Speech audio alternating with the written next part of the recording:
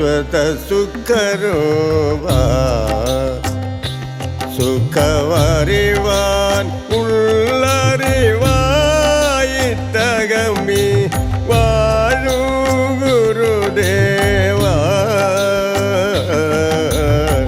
വാഴും ഗുരുദേവ എന്നും വാഴും ഗുരുദേവ ശാശ്വത സുഖരൂപ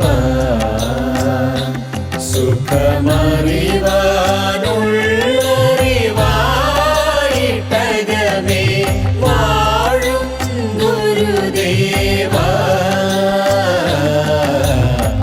വാഴും ഗുരുദേവ എന്നും വാഴും ഗുരുദേവ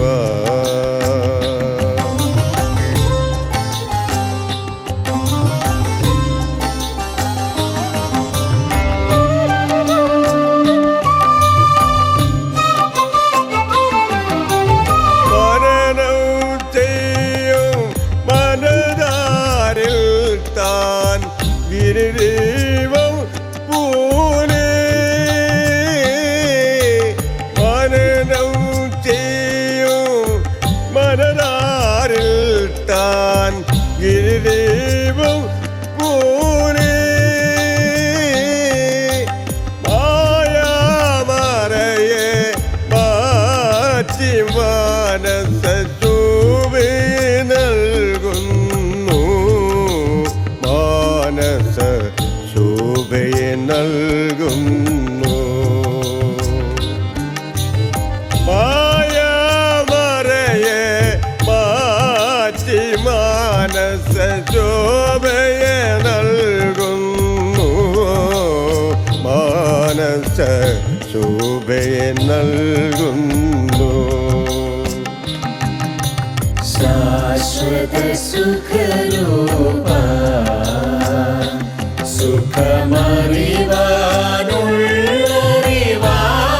സുഖമറിവാനുള്ളറിവായിട്ടകമേ വാഴും ഗുരുദേവ വാഴും ഗുരുദേവ രൂപമകതാരിൽ തെളിഞ്ഞു കണ്ടാൽ ആരാധ്യരൂപമെന്ന് ബോധ്യമാകും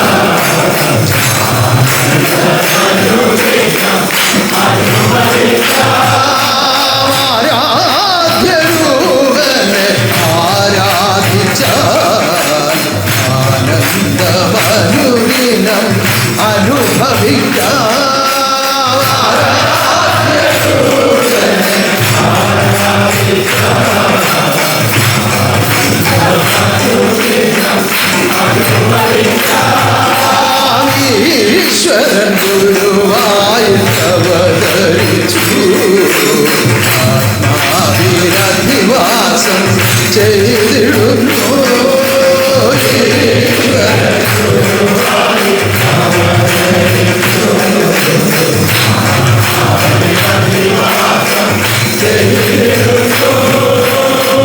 ഉന്നതനാകുന്ന ദൈവം ലോകരക്ഷാർത്ഥം അവതാരമായി വന്ന് അറിയിച്ച അറിവുകളാണ് ആത്മബോധോദയ സംഘമെന്ന ഉന്നത സ്ഥാപനത്തിൻ്റെ ഉറപ്പായി ശിലയായി ആ ഔന്നത്യത്തോടുകൂടി തന്നെ നിലകൊള്ളുന്നത്. ഈ സ്ഥാപനത്തിൽ ബന്ധിച്ച് ജീവിക്കുന്ന ആത്മാക്കൾ എപ്പോഴും നിലനിൽക്കേണ്ടത് ഈ ആദർശത്തിൽ തന്നെയാണ്. ആദർശം അതിശ്രേഷ്ഠമായ അറിവാണ്. അറിവിൻ്റെ ഉടമസ്ഥൻ സ്ഥാപിച്ച ഈ ഉന്നതമായ ആദർശത്തെ പാലിച്ച് ജീവിക്കുവാൻ തക്കവിധത്തിൽ പരമഭാഗ്യം ലഭിച്ചവരാണ് നിങ്ങൾ ഓരോരുത്തരും. ഭാഗ്യവാനാകുന്ന ദൈവം പിറവി പൂണ്ട പുണ്യപൂരത്തിൻ്റെ പക്കനാളും വിശുദ്ധിയുടെ പൂർത്തീകരണമാകുന്ന ഞായറാഴ്ചയും ഒത്തുവന്ന ഈ ദിനത്തിൽ ഈ ആരാധനയിൽ പങ്കെടുക്കുവാൻ സാധിച്ച നിങ്ങളെല്ലാവരും ഭാഗ്യവാന്മാരും ഭാഗ്യവതികളുമാണ്. കൂടുതൽ ഭാഗ്യമുള്ളവരായി, കൂടുതൽ മഹത്വമുള്ളവരായി വളർന്നു വരുവാൻ ജഗദീശ്വരൻ ഈ ആരാധനയിൽ കൂടി നിങ്ങളെ ദർശിക്കട്ടെ, അനുഗ്രഹിക്കട്ടെ. ഉന്നതനാകുന്ന ദൈവം തിരിച്ചുദയമായി വന്നു വാണിരുന്ന ആനന്ദജി ഗുരുദേവൻ്റെ ഉത്രാടം ജന്മനക്ഷത്രം 101 ഉത്രാടം അതിശ്രേഷ്ഠമായി മഹനീയമായി നടത്തപ്പെട്ടു. അതിനു നന്ദി പറഞ്ഞുകൊണ്ട് ഒരാഴ്ച മുമ്പുള്ള ആരാധനയിൽ നമ്മൾ പ്രാർത്ഥിച്ചു, നന്ദിപ്പെട്ടു. അത് കഴിഞ്ഞപ്പോൾ നമുക്ക് മഹാധാരാസ്തുതി ഓരോന്നും നടത്തപ്പെടുമ്പോൾ ഉന്നതനാകുന്ന ദൈവത്തിൻ്റെ മഹത്വം ഓരോ നിമിഷവും നമ്മൾ അനുഭവിച്ചറിയുകയാണ്. ഓരോ നിമിഷവും അനുഭവിച്ചറിയുകയാണ്. കാരണം ദൈവം അറിയിക്കുന്ന അറിവിൽ കൂടി ജീവിതം ചെയ്താൽ ഉണ്ടാകുന്ന ഫലം, അതാണ് നമുക്ക് ഓരോ കർമ്മങ്ങളിലൂടെയും ലഭിക്കുന്നത്. അപ്പം നമ്മൾ ഓരോ കർമ്മങ്ങളിലൂടെയും അറിഞ്ഞനുഭവിക്കുന്നത് അതുതന്നെയാണ് അറിവിൻ്റെ മഹത്വം. അറിവുകൊണ്ട് ആത്മാവാകണം എന്ന് ആത്മലോകത്തെ പഠിപ്പിക്കുന്ന ഉന്നതനാകുന്ന ദൈവം, ആ ദൈവത്താൽ സ്ഥാപിച്ച സ്ഥാപനം അതിൻ്റെ എല്ലാ കാര്യങ്ങളും അറിവിൽ അടിസ്ഥാനപ്പെടുത്തിയിരിക്കുന്നു എന്നുള്ളതിൻ്റെ ഫലമാണ്, അല്ലെങ്കിൽ അതിൻ്റെ അനുഭവമാണ് നമുക്ക് ഓരോ കർമ്മങ്ങളിലൂടെയും ലഭിക്കുന്ന ഈ ആനന്ദം. അറിവില്ലാതെ ആനന്ദം ലഭിക്കാൻ ഒരു മാർഗവുമില്ല. കാരണം ആനന്ദത്തിൻ്റെ ഉടമസ്ഥനാണ് ഈ അറിവിൻ്റെ ഉടമസ്ഥൻ. ആനന്ദസ്വരൂപനാകുന്ന ഗുരുവിൽ നിന്ന് ലഭിക്കുന്ന അറിവാണ് കർമ്മങ്ങളിലൂടെ ആനന്ദത്തിൽ കൊണ്ടുചെന്ന് എത്തിക്കുന്നത്. അല്ലാതെ ആനന്ദത്തിലെത്താൻ യാതൊരു മാർഗവുമില്ല. ലോകത്തിൽ മദ്യപിച്ചിട്ട് ആനന്ദം അനുഭവിക്കുന്നു എന്ന് പറയുന്നവരുണ്ട്. അത് ആനന്ദമല്ലല്ലോ. ലഹരി ഉപയോഗിച്ചിട്ട് ഇതാണ് ആനന്ദം എന്ന് പറയുന്നവരുണ്ട്. അത് ആനന്ദമല്ലല്ലോ. യഥാർത്ഥമായ ആനന്ദമാണ് നമ്മൾ അറിയുന്നത്, അനുഭവിക്കുന്നത്. എന്നാൽ ഈ മൽപ്പിടുത്തങ്ങളൊന്നുമില്ലാതെ, വലിയ കഠിന തപസ്സൊന്നുമില്ലാതെ സത്യമാകുന്ന ഒരു ജീവിത വഴിയിലൂടെ നമ്മളെ നടത്തി ഈ ആനന്ദത്തെ അല്പാൽപമായി നമ്മളിലേക്ക് എത്തിച്ച് അതിനെ ചിരപരിചിതമാക്കി തീർത്ത് നിരന്തരം ആ ആനന്ദത്തെ അനുഭവിക്കുവാനുള്ള ആഗ്രഹം നമ്മളിൽ വർദ്ധിപ്പിച്ച് ആനന്ദത്തിന് വേണ്ടിയുള്ള ജീവിതമാക്കി തീർത്ത്, ആത്മാവിൻ്റെ ഇച്ഛ തന്നെ ആനന്ദത്തിനാക്കി തീർത്ത് നമ്മളെ ആനന്ദത്തിൽ കൊണ്ടുവന്ന് എത്തിച്ചിട്ട് ദേഹവിയോഗ ശേഷം പരമാനന്ദത്തിൽ ലയിപ്പിക്കുന്ന പരമോന്നതനാകുന്ന പരമഗുരുവാണ് ശുഭാനന്ദ ദിവ്യരൂപം. ഇത് കൃത്യമായി മനസ്സിലാക്കുന്നവർ ഒരു നിയമങ്ങളും മാറ്റിവെക്കുകയില്ല. എല്ലാ കർമ്മങ്ങളിലും വന്ന് പങ്കെടുക്കുവാനും എല്ലാ നിയമങ്ങളും പാലിക്കുവാനും എപ്പോഴും ഇങ്ങനെ ജാഗരൂകരായിരിക്കും, വളരെ ശ്രദ്ധാലുക്കളായിരിക്കും. ആ കാര്യത്തിൽ ഒന്നും വിട്ടുകളയാൻ അവർ തയ്യാറാവുകയില്ല. നമ്മളിപ്പോഴാണല്ലോ കലണ്ടറും കാര്യങ്ങളും ഒക്കെ വന്നത്, വളരെ കുറച്ച് നാളേ ആയുള്ളൂ. അതിനു മുമ്പ് ഇതൊന്നുമില്ലാത്ത സമയത്ത് എത്രയോ വിദൂരങ്ങളിലുള്ളവർ പോലും ഇതൊക്കെ കൃത്യമായിട്ട് ഓർത്ത്, ഈ സമീപത്തുള്ളവർക്ക് നമ്മൾ ചിലപ്പോൾ ചില കാര്യത്തിനൊക്കെ നോട്ടീസ് അടിച്ചു കൊടുക്കും. ഇപ്പോൾ താരാസ്തുതിയോ അല്ലെങ്കിൽ കർത്തവാവൃതമോ ഒക്കെ വരുമ്പോൾ ഒരു നോട്ടീസ്, ചെറിയ നോട്ടീസ് അടിച്ച് വിതരണം ചെയ്യുക. അതിനു മുമ്പ് അതുമില്ല. നമ്മുടെ പ്രസ് ആരംഭിച്ചതിന് ശേഷമാണ് ഈ ചെറിയ നോട്ടീസ് അടിക്കാൻ തുടങ്ങി. അതിനു മുമ്പ് അതുമില്ല. അപ്പം ഇതൊന്നുമില്ലാത്ത സമയത്ത് കൃത്യമായി ഇതെല്ലാം ഹൃദയത്തിൽ ഓർത്ത് വെച്ച് ഇത് അനുഷ്ഠിച്ചിരുന്നു എന്ന് പറയുമ്പോൾ എത്രത്തോളം ബന്ധം ഓരോരുത്തർക്കും ഈ ആദർശത്തോടും ആദർശ കർമ്മങ്ങളോടും ഉണ്ടായിരുന്നു എന്ന് നമ്മൾ തിരിച്ചറിയണം. ഇപ്പം പല ആളുകളും ആരെങ്കിലുമൊക്കെ ഇടുന്ന സ്റ്റാറ്റസ് കണ്ടിട്ടാണ് പക്കനാളുകൾ പോലും തിരിച്ചറിയുന്നത്. എന്നാൽ എല്ലാ സൗകര്യവും ഉണ്ട് താൻ. കാരണം ഓർമ്മിച്ച് വെക്കേണ്ട ആവശ്യമില്ലാത്തത് കൊണ്ട് ഓർമ്മിക്കുന്നില്ല. ഓർമ്മപ്പെടുത്തലുകൾ എവിടെയെങ്കിലും ലഭിച്ചില്ലെങ്കിൽ അത് നഷ്ടമായി പോവുകയും ചെയ്യും. ഒരു ദിവസം ഫോൺ ഓഫായി പോയാൽ നമ്മുടെ ജീവിതം തന്നെ താറുമാറാകുന്ന അവസ്ഥയിലേക്കാണ്. അങ്ങനെ പോരാ, നമുക്ക് ഹൃദയത്തിൽ സൂക്ഷിക്കാനുള്ളതൊക്കെ നമ്മുടെ ഹൃദയത്തിൽ തന്നെ സൂക്ഷിക്കണം. നമ്മുടെ ദൈവം ആരാണ്? ഹൃദയവാസിയാണ്. ഹൃദയമാകും ശ്രീകോവിലിൽ ഹൃദയനാഥൻ വാഴുന്നു. ഹൃദയമാകും ശ്രീകോവിലിൽ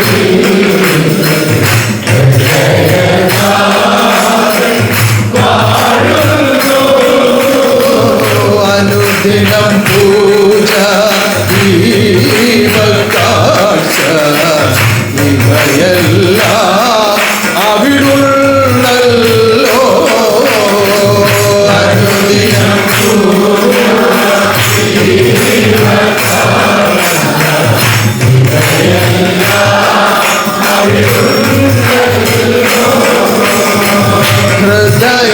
ഹൃദയനാഥൻ നടനം ചെയ്താൽ പരമാനന്ദം ആത്മാവിൽ.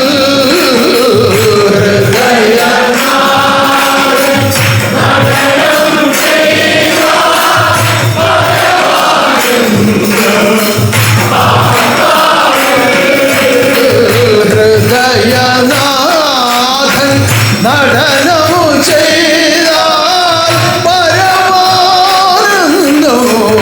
ആത്മാവിൽ.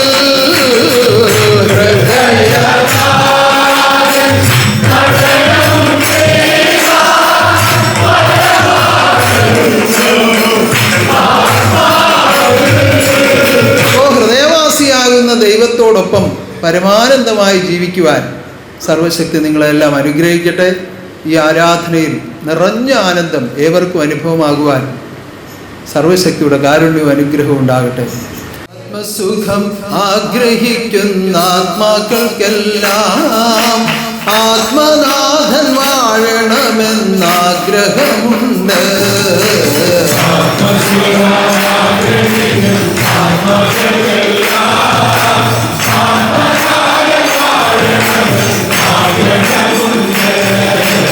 ആത്മസുഖം ആഗ്രഹിക്കുന്ന ആത്മാക്കൾക്കെല്ലാം ആത്മനാഥൻ വാഴണമെന്നാഗ്രഹമുണ്ട്.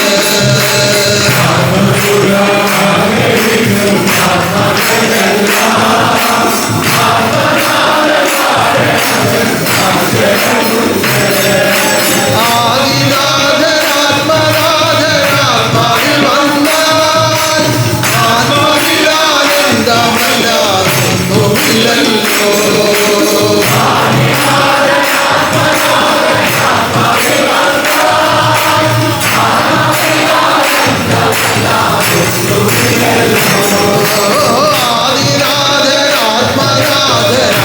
ആദിനാഥനാത്മനാഥനാത്മാവിൽ വന്നാൽ ആത്മാവിലാനന്ദമല്ലാതൊന്നുമില്ലല്ലോ.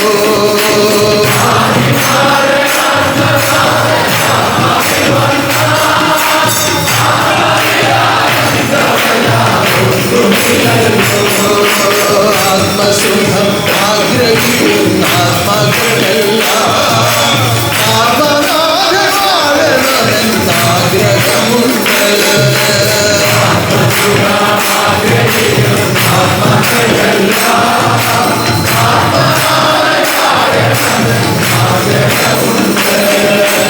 ആത്മാവിൽ ആനന്ദം ദാനം ചെയ്യുന്ന പരമാനന്ദ സ്വരൂപനാണ് പരമഗുരു. ആത്മാവിൽ ആനന്ദം ദാനം ചെയ്യുന്ന പരമാനന്ദ സ്വരൂപനാണ് പരമഗുരു. പരമാനന്ദം സ്വരൂപമായതുകൊണ്ടാണ് ആനന്ദത്തെ കൊടുക്കാൻ കഴിയുന്നത്. പരമാനന്ദം സ്വരൂപമായതുകൊണ്ടാണ് ആനന്ദത്തെ കൊടുക്കുവാൻ. പരമാനന്ദം സ്വരൂപമായുള്ള ഒറ്റ വസ്തുവേ ലോകത്തിലുള്ളൂ, അത് പരമാത്മാവ് മാത്രമാണ്. പരമാനന്ദം സ്വരൂപമായ ഒറ്റ വസ്തുവേ പ്രപഞ്ചത്തിലുള്ളൂ, അത് പരമാത്മാവ് മാത്രം. ആ പരമാനന്ദത്തെ ദാനം ചെയ്യുവാനാണ് പരമാത്മാവ് താണിറങ്ങി വന്നത്. ആ പരമാനന്ദത്തെ ദാനം ചെയ്യുവാനാണ് പരമാത്മാവ് താണിറങ്ങി വന്നത്. അപ്പോൾ ലോകത്തിൽ ജീവിക്കുന്ന ആളുകൾ പരമാനന്ദത്തിൽ എത്തണം എന്ന് പറയുമ്പോൾ, ലോകത്തിൽ ജീവിച്ചിരിക്കുന്ന ആളുകൾ പരമാനന്ദത്തിൽ എത്തണമെന്ന് പറയുമ്പോൾ, ആ പരമാനന്ദം ഒരാളിനെ ഉള്ളൂ എങ്കിൽ എങ്ങനെയാണ് ആത്മാക്കൾ പരമാനന്ദത്തിൽ എത്തുന്നത് എന്ന് ചിന്തിച്ചേക്കാം. ആ പരമാനന്ദം ഒരാളിലെ ഉള്ളുവെങ്കിൽ പിന്നെ എങ്ങനെയാണ് ആത്മാക്കൾ പരമാനന്ദത്തിൽ എത്തുന്നത് എന്ന് ചിന്തിച്ചേക്കാം. ഒരാളിന് മാത്രം ഉള്ള അവകാശമാണ് ഇതെങ്കിൽ, ഒരാളിന് മാത്രമുള്ള അവകാശമാണിതെങ്കിൽ, അപ്പോ ആത്മാക്കൾ ഈ പാടുപെടുന്നതൊക്കെ വെറുതെ ആണോ എന്ന് ചിന്തിച്ചേക്കാം. ആത്മാക്കൾ ഈ പാടുപെടുന്നതൊക്കെ വെറുതെ ആണോ എന്ന് ചിന്തിച്ചേക്കാം. അത് വെറുതെ അല്ല. അത് വെറുതെയല്ല. ആ പരമാനന്ദത്തിൽ നിന്നാണ് നിങ്ങൾക്കെല്ലാം ജന്മം തന്ന് ഇവിടേക്ക് അയച്ചത്. ആ പരമാനന്ദത്തിൽ നിന്നാണ് നമുക്കെല്ലാം ജന്മം തന്ന് ഇവിടേക്ക് അയച്ചത്. എന്തിനു വേണ്ടി? കുറ്റമറ്റ മനസാക്ഷിയിൽ ഉത്തമ ജീവിതം ചെയ്യുവാൻ അയച്ചതാണ്. കുറ്റമറ്റ മനസാക്ഷിയിൽ ഉത്തമ ജീവിതം ചെയ്യുവാൻ അയച്ചതാണ്. കുറ്റമറ്റ മനസാക്ഷി ഉണ്ടാകണമെങ്കിൽ എന്ത് വേണം? കുറ്റമറ്റ മനസാക്ഷി ഉണ്ടാകണമെങ്കിൽ സത്യധർമാദികൾ മാത്രം പുലർത്തി പോകണം. സത്യധർമാദികൾ മാത്രം പുലർത്തി. ഇപ്പൊ സത്യധർമാദികൾക്കൊത്ത വ്യവസ്ഥയിൽ മുത്തുരത്നത്തിലും തത്വം നിറഞ്ഞവൻ. സത്യധർമാദികൾക്കൊത്ത വ്യവസ്ഥയിൽ മുത്തുരത്നത്തിലും തത്വം നിറഞ്ഞവൻ.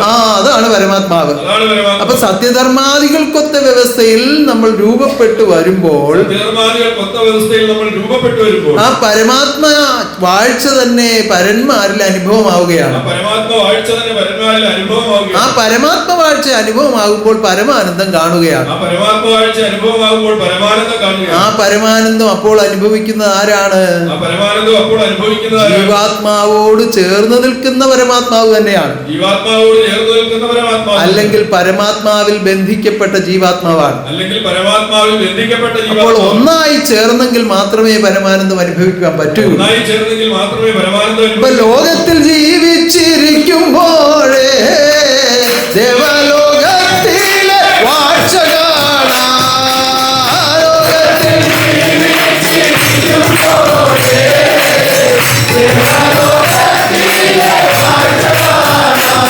തീർച്ചയായും കാണാം. തീർച്ചയായും കാണാം. അതിന് യാതൊരു സംശയവും ആർക്കും വേണ്ട. അതിന് യാതൊരു സംശയവും ആർക്കും വേണ്ട. പക്ഷേ പക്ഷേ ഈ തരുന്ന മരുന്ന് പഥ്യം വെച്ച് സേവിക്കണം. ഈ തരുന്ന മരുന്ന് പഥ്യം വെച്ച് സേവിക്കണം. അവരവർക്ക് ഇഷ്ടമുള്ളതുപോലെ എന്തെങ്കിലുമൊക്കെ കഴിച്ച്, അവരവർക്ക് ഇഷ്ടമുള്ളതുപോലെ എന്തെങ്കിലുമൊക്കെ കഴിച്ച്, ഏറ്റവും വലിയ ഡോക്ടറുടെ കയ്യിൽ നിന്ന് മേടിച്ച മരുന്നാണെന്ന് പറഞ്ഞ് മരുന്നും കഴിച്ചാൽ, ഏറ്റവും വലിയ ഡോക്ടറെ നിന്ന് മേടിച്ച മരുന്നാണെന്ന് പറഞ്ഞ് മരുന്നും കഴിച്ചാൽ ഒരിക്കലും ആ മരുന്നിന് പ്രയോജനം ഉണ്ടാവുകയില്ല. ഒരിക്കലും ആ മരുന്നിന് പ്രയോജനം അത് ഉണ്ടാവില്ല. ഡോക്ടറുടെ കുറ്റമോ മരുന്നിന്റെ കുറ്റമോ അല്ല, ഡോക്ടറുടെ കുറ്റമോ മരുന്നിന്റെ കുറ്റമോ അല്ല, പാലിക്കേണ്ട നിയമങ്ങൾ പാലിക്കാത്തതിന്റെ കുറ്റമാണ്. പാലിക്കേണ്ട നിയമങ്ങൾ പാലിക്കാത്തതിന്റെ കുറ്റമാണ്. ഇന്ന സാധനം കഴിക്കരുത് ഈ മരുന്ന് കഴിക്കുമ്പോഴെന്ന് പറഞ്ഞു തന്നാൽ, ഇന്ന സാധനം കഴിക്കരുത് ഈ മരുന്ന് കഴിക്കുമ്പോഴെന്ന് പറഞ്ഞു തന്നാൽ അത് കഴിക്കാതിരിക്കണം. അത് കഴിക്കാതിരിക്കണം. അല്ലാതെ അത് ഞങ്ങൾക്ക് ഇഷ്ടമുള്ള സാധനം അതെങ്ങനെ ഒഴിവാക്കുമെന്ന് വിചാരിച്ചാൽ ഈ മരുന്നിന്റെ പ്രയോജനം കൂടുതൽ ഉണ്ടാവുകയില്ല. നിങ്ങൾക്ക് ഇഷ്ടമുള്ള സാധനമാണ്, അത് എങ്ങനെ ഒഴിവാക്കുമെന്ന് വിചാരിച്ചാൽ മരുന്നിന്റെ പ്രയോജനം കൂടുതൽ. അപ്പോ മദ്യപാനം, മദ്യപാനം, വ്യഭിചാരം, വ്യഭിചാരം, പരദ്രോഹം, പരദ്രോഹം, ഹിംസ, ഹിംസ, വിഗ്രഹാരാധന, വിഗ്രഹാരാധന, ഇതിൽ നിന്നെല്ലാം ഒഴിഞ്ഞ്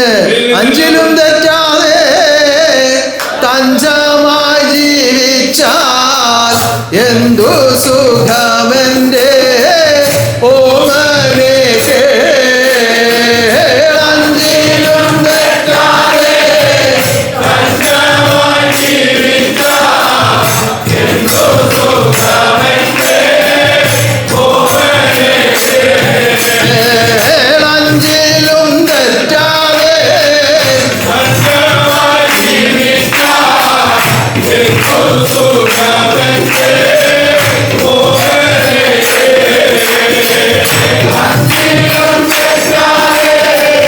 തഞ്ചമായി ജീവിച്ചാൽ എന്തു സുഖമെന്റെ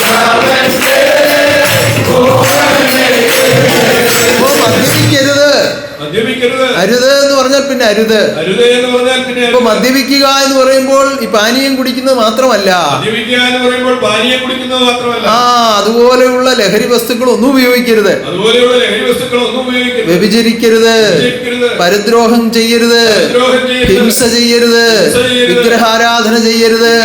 ഇപ്രകാരം അരുതെന്നുള്ളത് മുഴുവൻ ഒഴിവാക്കിക്കൊണ്ട്, അരുതെന്ന് പറഞ്ഞിട്ടുള്ളവയൊക്കെ ഒരിക്കലും സ്വീകരിക്കാതെ ഒഴിവാക്കിക്കൊണ്ട് നിശ്ചയമായി ജീവിതം ചെയ്താൽ നിശ്ചയം ആത്മാവിൽ ഉണ്ടാകേണ്ടതാണ്. ദൃഢനിശ്ചയം എടുക്കുന്നവരിലാണ് സ്ഥിരബുദ്ധി ഉണ്ടാകുന്നത്. സ്ഥിരബുദ്ധിയുള്ളവരിലാണ് തത്വങ്ങളുടെ ഉത്ഭവം ഉണ്ടാകുന്നത്. എനിക്ക് ആ ആളിനെ പോലെ ചിന്തിക്കാൻ കഴിയുന്നില്ല, ആ ആളിനെ പോലെ പറയാൻ കഴിയുന്നില്ല, ആ ആളിനെ പോലെ പഠിക്കാൻ കഴിയുന്നില്ല. ഇങ്ങനെ ആപേക്ഷികമായി ചിന്തിച്ചുകൊണ്ട് പരാതിപ്പെടുന്ന അനേകം ആളുകളുണ്ട്. എന്തുകൊണ്ട് ഈ കുറവ് ഉണ്ടാകുന്നു, ഏത് വിധത്തിൽ ഉണ്ടാകുന്നു എന്ന് ചിന്തിക്കാനുള്ള കഴിവ് പലർക്കും ഇല്ല. ആദ്യമായി ചിന്തിക്കേണ്ടത് വൈവിധ്യങ്ങളും വൈരുദ്ധ്യങ്ങളും നിറച്ചാണ് സൃഷ്ടി നടത്തിയിരിക്കുന്നത്. അതിനെ ഒഴിവാക്കാൻ ആർക്കും സാധിക്കുന്നതല്ല. ഏകത്വത്തിലേക്ക് എത്തിക്കുന്നത് ഈ വിവിധങ്ങളായി നിന്നുകൊണ്ടുള്ള അറിവിൽ കൂടി വളർന്നാണ് എത്തേണ്ടത്. ഈ വിവിധങ്ങളായി നിന്നുകൊണ്ട് ഏക അറിവിനെ സ്വീകരിച്ച് ഏകത്വത്തിലേക്ക് എത്തുകയാണ് വേണ്ടത്. അല്ലാതെ ഈ വൈവിധ്യങ്ങളെ ഒരിക്കലും ഏകീഭവിപ്പിക്കാൻ പറ്റുകയില്ല. അത് സൃഷ്ടിയുടെ നിലനിൽപ്പിന് വേണ്ടി ദൈവം നിശ്ചയിച്ചു തീരുമാനിച്ച് ചെയ്തിരിക്കുന്നതാണ്. അത് സൃഷ്ടിയുടെ നിലനിൽപ്പിന് വേണ്ടി ദൈവം നിശ്ചയിച്ചു. അപ്പൊ ആദ്യം അറിയേണ്ടത് അതാണ്. വൈവിധ്യങ്ങളുണ്ട് ലോകത്തിൽ, വൈരുദ്ധ്യങ്ങളുണ്ട് ലോകത്തിൽ. അത് സൃഷ്ടിയുടെ നിലനിൽപ്പിന് വേണ്ടി ദൈവം തന്നെ വെച്ചിരിക്കുന്നതാണ്. രണ്ടാമത് അറിയേണ്ടത് എന്താണ്? ആ പോരായ്മകളെ തിരുത്തി ഒരു അറിവിനെ സ്വീകരിപ്പാൻ, കുറവുകളില്ലാതെ അറിവുകളെ സ്വീകരിപ്പാൻ ഒറ്റ കാര്യം മതി. ആ ഏറ്റവും മന്ദബുദ്ധിയായിരുന്ന കാളിദാസൻ എങ്ങനെയാണ് പ്രഗത്ഭനായി മാറിയത്, ആ ഭാഷാ പണ്ഡിതനായി മാറിയത്? ഏറ്റവും മണ്ടനായിരുന്ന കാളിദാസൻ എങ്ങനെയാണ് ഭാഷാ പണ്ഡിതനായി ഏറ്റവും പ്രഗത്ഭനായി മാറിയത്? ആ കാളി ഒന്ന് പ്രസാദിച്ചതാണ്. ആ കഥയൊക്കെ നിങ്ങൾക്ക് അറിയാവുന്നതാണ്, ഞാൻ ഇപ്പൊ വീണ്ടും വിശദീകരിക്കുന്നില്ല. അങ്ങനെയാണ് കാളിദാസൻ എന്ന പേര് പോലും ലഭിച്ചത്. ഇതുപോലെ തിരുവുള്ളം കനിഞ്ഞു അനുഗ്രഹിക്കുമ്പോൾ ആനന്ദം കാണുന്നുണ്ടെന്നിൽ, സദാ ആനന്ദം കാണുന്നുണ്ടെന്നിൽ. തിരുവുള്ളം കഴിഞ്ഞു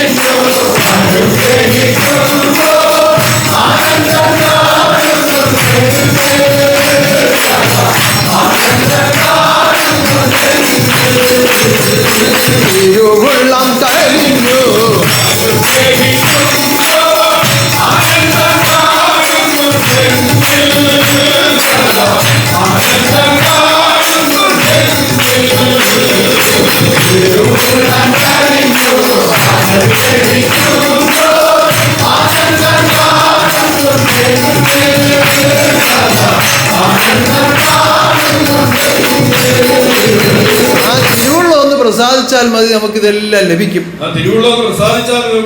അപ്പോ അതില്ല ഇതില്ല മറ്റേതില്ല അങ്ങനെ ഒന്നും ചിന്തിക്കേണ്ട കാര്യം വരുന്നില്ല. അപ്പൊ ആ ഏകത്വമായ അറിവിനെ ദാനം ചെയ്യുന്ന പരമഗുരുവിന്റെ തിരുവുള്ളം പ്രസാദിച്ചാൽ നമ്മളിലുള്ള കുറവുകളൊക്കെ പരിഹരിക്കപ്പെടും.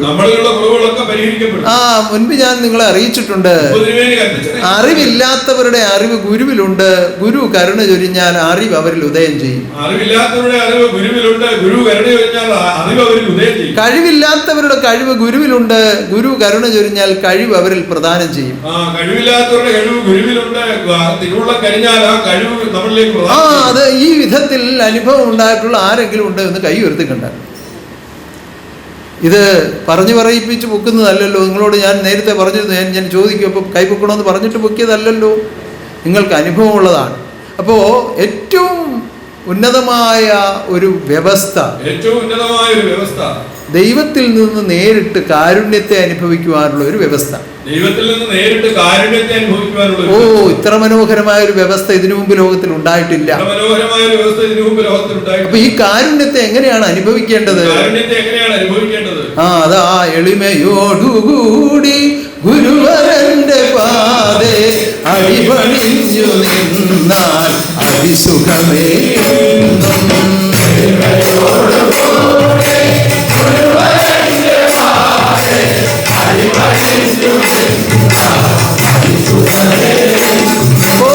എളിമ ഏറ്റവും വിനയപ്പെട്ട് നിൽക്കണം ഗുരുവിന്റെ മുൻപിൽ. ആ വലിയ ഞാൻ ലോകത്ത് വലിയ ആളാണ് അങ്ങനെയാണ് ഇങ്ങനെയാണ് എന്ന് പറഞ്ഞു വന്നാൽ യാതൊരു പ്രയോജനം ഉണ്ടാകില്ല. എന്ന് പറഞ്ഞാൽ നല്ല വസ്ത്രങ്ങളൊക്കെ ധരിച്ച ഒരാൾ അയാളുടെ കിട്ടിയിരിക്കുന്ന ധനം അനുസരിച്ചൊരു വേഷം ധരിച്ചുകൊണ്ട് വരുന്നതല്ല ഉദ്ദേശിക്കുന്നത്. അതല്ല ഉദ്ദേശിക്കുന്നത്. ഹൃദയം കൊണ്ട് അഹങ്കാരമില്ലാത്ത അവസ്ഥയിൽ വേഷം ഏതു തന്നെ ആവട്ടെ, ഭാഷ ഏതുമാകട്ടെ, പഠിച്ചിരിക്കുന്ന ഡിഗ്രികളൊക്കെ ഏതുമാകട്ടെ, ഗുരുവിന്റെ മുൻപിൽ എത്തുമ്പോൾ ഇത് അറിവിന്റെ സമ്പൂർണതയാണ് ഗുരുവെന്നുള്ള തിരിച്ചറിവോടുകൂടി അവിടെ വിനയപ്പെട്ടു നിൽക്കാൻ കഴിഞ്ഞാൽ അവിടെയാണ് ഗുരുവിന്റെ കാരുണ്യം ഉണ്ടാകുന്നത്. ആ എന്റെ കുഞ്ഞിന് ഞാൻ ആവശ്യമുള്ളതൊക്കെ കൊടുക്കണമല്ലോ എന്നൊരു ചിന്ത അപ്പോൾ തന്നെ ഗുരുവിനുണ്ടാകും. ആ ചിന്തയാണ് നിങ്ങളിലേക്ക് അറിവും കഴിവും എത്തിക്കുന്നത്. അങ്ങനെയാണ് നിങ്ങൾക്ക് ഇപ്പോൾ ഈ കൈ ഉയർത്താനുള്ള അനുഭവം ഉണ്ടായത്. അപ്പൊ ഇത് നിലനിർത്തിക്കൊണ്ടു പോകുവാൻ എന്ത് വേണം? ആ ആ ഭക്തി വിനയം അനുസരണം നിങ്ങളിൽ തന്നെ നിരന്തരമായി നിലനിർത്തണം. ഭക്തി വിനയം അനുസരണം ഇത് നമ്മളിൽ തന്നെ നിരന്തരമായി. അപ്പോൾ ഈ കാരുണ്യം ചൊരിഞ്ഞിരിക്കുന്ന ഒരിക്കലും അത് അടഞ്ഞു പോവുകയില്ല. ഈ കാരുണ്യം ചൊരിഞ്ഞിരിക്കുന്ന ഒരിക്കലും അത് അടഞ്ഞു പോകില്ല. നമുക്ക് ആവശ്യത്തിന് ഒരു ഭൂമിയിലെ കൃഷിയിടത്തിലേക്ക് നമ്മൾ ഒരു തോട് തെളിച്ച് വെള്ളം കൊണ്ടുപോയിക്കൊണ്ടിരിക്കുകയാണ്. ആവശ്യത്തിന് നമ്മൾ ഭൂമി ഒരു കൃഷിയിടത്തിലേക്ക് നമ്മൾ തോട് തെളിച്ച് വെള്ളം കൊണ്ടുപോയിക്കൊണ്ടിരിക്കുകയാണ്. അപ്പോൾ ആവശ്യത്തിന് വെള്ളം വന്നു, അവിടെ ഫലഭൂയിഷ്ടമായ കാര്യങ്ങളൊക്കെ നടന്നുകൊണ്ടിരിക്കുകയാണ്. ആവശ്യത്തിന് വെള്ളം വന്നു, ഫലഭൂയിഷ്ടമായ അവിടെ കാര്യങ്ങളൊക്കെ നടന്നുകൊണ്ടിരിക്കുകയാണ്. അപ്പോൾ ഈ വിളവെടുപ്പ് സമയത്ത് ഈ തോട് നമ്മൾ അറിയാതെ മണ്ണിട്ട് മൂടിപ്പോയി. വിളവെടുപ്പ് സമയത്ത് ഈ തോട് നമ്മൾ അറിയാതെ മണ്ണിട്ട് എവിടെയൊക്കെയോ മണ്ണ് വീണു, തോട് അടഞ്ഞു പോയി. എവിടെയൊക്കെയോ മണ്ണ് വീണു, തോട് അടഞ്ഞു. വിളവെടുത്ത സമയത്ത് ഈ വെള്ളത്തിനെ കുറിച്ച് ചിന്തിച്ചില്ല. വിളവെടുത്ത സമയത്ത് വെള്ളത്തിനെ കുറിച്ച് അതിന്റെ ആഘോഷത്തിൽ വിളവെടുത്തുകൊണ്ടങ്ങ് പോയി. അതിന്റെ ആഘോഷത്തിൽ വിളവെടുത്തു. അപ്പൊ അതിന് കുഴി തുരന്നപ്പോഴും അങ്ങോട്ടും ഇങ്ങോട്ടും പോയപ്പോഴും ഒക്കെ ഈ തോട് പലയിടത്തും അടഞ്ഞു പോയി. അതിന് കുഴി തുരന്നപ്പോഴും അങ്ങോട്ടും ഇങ്ങോട്ടും പോയപ്പോഴും തോട് പലയിടത്തും. വീണ്ടും കൃഷിക്ക് ആവശ്യം വന്നപ്പോ വെള്ളം വരുന്നില്ല. വീണ്ടും കൃഷിക്ക് ആവശ്യം വന്നപ്പോൾ എന്ത് പറ്റി? ഇതിനിടയിലൊക്കെ മണ്ണ് വീണ് തോട് അടഞ്ഞു പോയി. ഇടയിൽ മണ്ണ് വീണ് തോട് അടഞ്ഞു. അങ്ങനെ മാർഗ തടസ്സം വരുത്തരുത്. എന്തിന്? ഈ കാരുണ്യ വർഷത്തിന്. ഈ കാരുണ്യ വർഷത്തിന് മാർഗ തടസ്സം വരുന്ന എപ്പോഴാണ്? ഈ വിളവെടുത്ത സമയത്ത് ആളുകൾക്ക് ചിന്തയില്ലാതെ പോയത് കൊണ്ടല്ലേ തോട് അടഞ്ഞു പോയത്? എന്താ അവിടെ ചിന്തിക്കാതെ പോയത്? ഇത്രയും വിളവ് കണ്ടപ്പോൾ സന്തോഷമുണ്ടായി. ആ സന്തോഷത്തിൽ കൂടി ചെറിയ അഹങ്കാരം ഉണ്ടായി. ആ അഹങ്കാരം കൊണ്ട് വീണ്ടും വിചാരമില്ലാതെ പോയി. അവിടെയാണ് ഈ ശ്രദ്ധ കുറഞ്ഞത്. ശ്രദ്ധ കുറഞ്ഞപ്പോൾ ആവശ്യമുള്ളത് നഷ്ടപ്പെട്ടു. അപ്പോ അഹങ്കാരം അകമേ വന്നു പോയാൽ ഈ കാരുണ്യ വർഷം അങ്ങ് നിന്നു പോകും.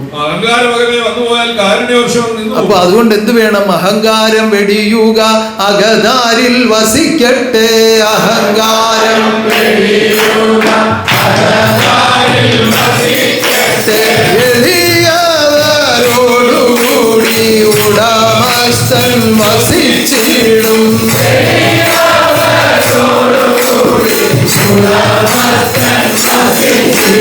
താൻ അത്യുന്നതനാണ്, പരമോന്നതനാണ്, പരമഗുരുവാണ്.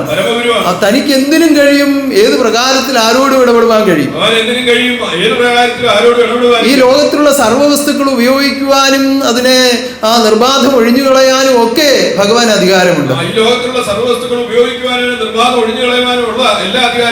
സ്വീകരിക്കാനും നിരാകരിക്കാനും ഒന്നുപോലെ കഴിവുണ്ട്. എന്നാൽ മനുഷ്യജന്മം എടുത്ത് ജീവിക്കുന്നവർ സ്വീകരിക്കുന്നതിനും നിരാകരിക്കുന്നതിനും നിയമമുണ്ട്.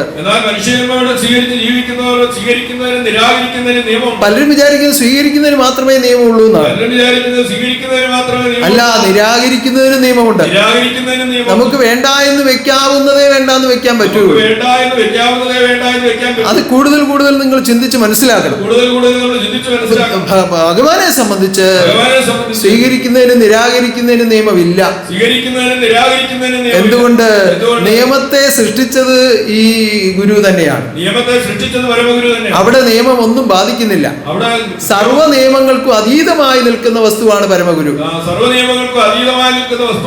ആ സത്യം തിരിച്ചറിയുന്നവർക്ക് അനേകം കാര്യങ്ങൾ വീണ്ടും വീണ്ടും പരിശോധിച്ചറിഞ്ഞ് ആലോചനാശേഷിയോടുകൂടി ലോകത്തിൽ ജീവിക്കുവാൻ കഴിയും.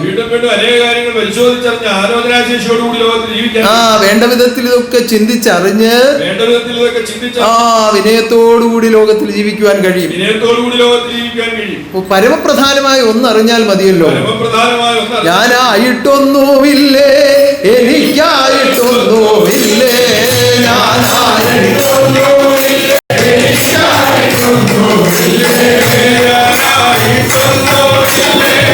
എനിക്കായിട്ടൊന്നുമില്ലേ,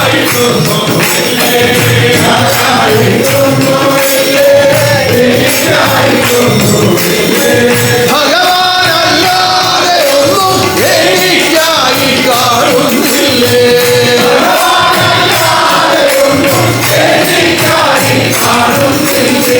അതുണ്ടാകുമ്പോൾ തന്നെ നമ്മളിൽ നിന്ന് അഹങ്കാരം പമ്പ കിടക്കും.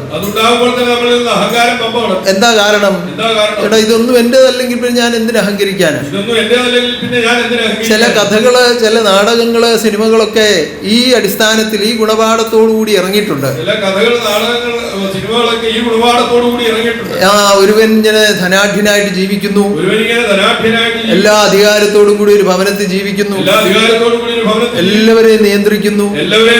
എല്ലാത്തിന്റെയും ഒടുവിൽ വരുമ്പോ എല്ലാവർക്കും ഒരു തലവേദനയായി മാറി ഈ ആളിന്റെ സ്വഭാവം. എല്ലാവർക്കും ഒരു തലവേദനയായി മാറി ഈ ആളിന്റെ സ്വഭാവം. കാരണം എല്ലാത്തിന്റെ ഉടമസ്ഥൻ താനാണെന്നുള്ള ഭാവത്തിലാണ് ഇതെല്ലാം ചെയ്യുന്നത്. അപ്പൊ എല്ലാവരോടും അതിൻ്റെതായ ധാർഷ്ട്യത്തോടു കൂടിയാണ് ഇടപെടുന്നത്. അങ്ങനെ ഇടപെട്ട് വരുമ്പോഴാണ് ഒരു ദിവസം ഇതിന്റെ യഥാർത്ഥ ഉടമസ്ഥൻ വന്നിട്ട് പറയാണ്, ഇതെല്ലാം എന്റേതാണ്, ഞാൻ സൂക്ഷിക്കാൻ കൊടുത്തതാണ്. അപ്പോഴാണ് ഈ ആളും തിരിച്ചറിയുന്നത് സത്യമാണല്ലോ, ഇതിനകത്ത് എനിക്കൊരു അവകാശമില്ലല്ലോ. അപ്പോ ഈ ആളിന്റെ അഹങ്കാരമെല്ലാം താനെ താന്നു പോവുകയാണ്, ധാർഷ്ട്യമെല്ലാം ഒഴിഞ്ഞു പോവുകയാണ്. പിന്നെ സാധാരണക്കാരനായിട്ട് സാധാരണക്കാരുടെ കൂടെ ജീവിക്കുകയാണ്. എപ്പോഴാണ് അത് ഉണ്ടായത്? ഈ അഹങ്കാരവും ധാർഷ്ട്യവും മാറിയത് എപ്പോഴാണ്? ഈ അഹങ്കരിക്കാൻ കാരണമായി നിന്ന സ്വത്തുവകകളെല്ലാം തന്റേതല്ല എന്ന തിരിച്ചറിവുണ്ടായപ്പോഴാണ്. ഇതുപോലെ ഓരോരുത്തരും കരുതണം, സ്വന്തമായി കരുതുന്ന ദേഹവും എന്റേതല്ലേ.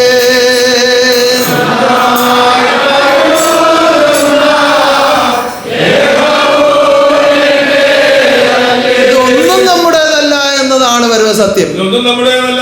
നിങ്ങൾ വന്നപ്പോൾ കൊണ്ടുവന്ന എന്തെങ്കിലും കാര്യമുണ്ടോ ഇവിടെ? കൈ മലർത്തി ഇങ്ങനെ എല്ലാവരും വരികയാണ്, ഒന്നുമില്ല കയ്യിൽ. പക്ഷെ കുഞ്ഞ് ജനിക്കുമ്പോ ചുരുട്ടി പിടിച്ചേക്കും, എന്തൊക്കെ ഉണ്ടെന്നുള്ള ഭാവമാണ്. പക്ഷെ അത് നിവൃത്തിയാൽ അതിനകത്തൊന്നും ഇല്ലല്ലോ. പോകുമ്പോ നിവൃത്തി വെച്ച് പോകും. അപ്പൊ കൊണ്ടുപോകാനും ഒന്നുമില്ല. വന്നപ്പോ എന്തൊക്കെ ഉണ്ടെന്ന് കരുതിയാണ് വന്നത്. പോയപ്പോ എല്ലാം ഒന്നുമില്ല എന്ന് അറിഞ്ഞ് തിരിച്ചു പോയി. ഏകനായി വന്നു ഭൂവിൽ ഏകനായി പോയിടുന്നു. പക്ഷേ ഇടയിൽ നമുക്ക് കരസ്ഥമാക്കാനുള്ളത് എന്താണ്? തിരുവുള്ളം കനിഞ്ഞുള്ള അനുഗ്രഹവും ആനന്ദവുമാണ്. തിരുവിഷ്ടം ചെയ്താൽ തിരുവുള്ളം കനിയും, തിരുവിഷ്ടം ചെയ്താൽ തിരുവുള്ളം കനിയും. ആനന്ദമനുദിനം ദാനമായി നൽകും, തിരുവിഷ്ടം ചെയ്താൽ തിരുവുള്ളം കനിയും. ആനന്ദമനുദിനം ദാനമായി നൽകും, തിരുവിഷ്ടമറിഞ്ഞു ജീവിച്ചിടാതെ, തിരുവിഷ്ടമറിഞ്ഞു ജീവിച്ചിടാതെ, അഴലേറി ജീവിക്കുന്ന ആത്മാവേ കഷ്ടം.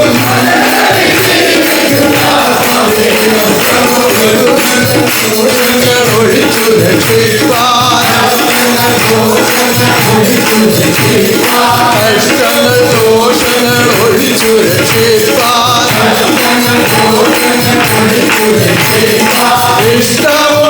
ഇഷ്ടമൊഴിഹരോഗനാഥൻ വസിപ്പൂ. അരുളുന്ന ശബ്ദങ്ങൾ അനുസരിച്ചു നീ, അരുളുന്ന ശബ്ദങ്ങൾ അനുസരിച്ചു നീ, അരുവിടം ജീവിച്ചാൽ ആനന്ദം ലഭിക്കും. ആനന്ദം കേൾക്കുക, ആനന്ദം കാണുക, ആനന്ദം കേൾക്കുക, ആനന്ദം കാണുക, ആനന്ദം കേൾക്കുക, ആനന്ദം കാണുക, ആനന്ദം കേൾക്കുക, ആനന്ദം കാണുക. ആനന്ദം ആത്മാവിൽ ലഭിക്കട്ടെ, ആനന്ദം കേൾക്കുക, ആനന്ദം കാണുക,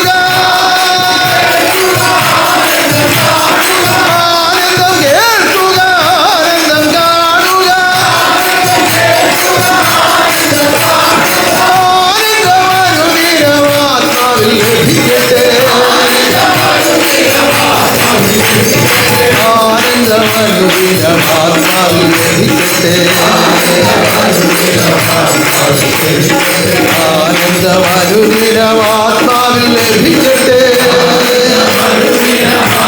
അപ്പോൾ തിരുവിഷ്ടം ചെയ്ത് ജീവിക്കുക എന്നുള്ളതാണ് പരമപ്രധാനമായ ഒരു കാര്യം. തിരുവിഷ്ടം ചെയ്ത് ജീവിക്കുക എന്നുള്ളതാണ് പരമപ്രധാനമായ ഒരു കാര്യം. അപ്പൊ ലോകകർമ്മങ്ങളിൽ ഇങ്ങനെ നെട്ടോട്ടം ഓടിക്കൊണ്ടിരിക്കുമ്പോ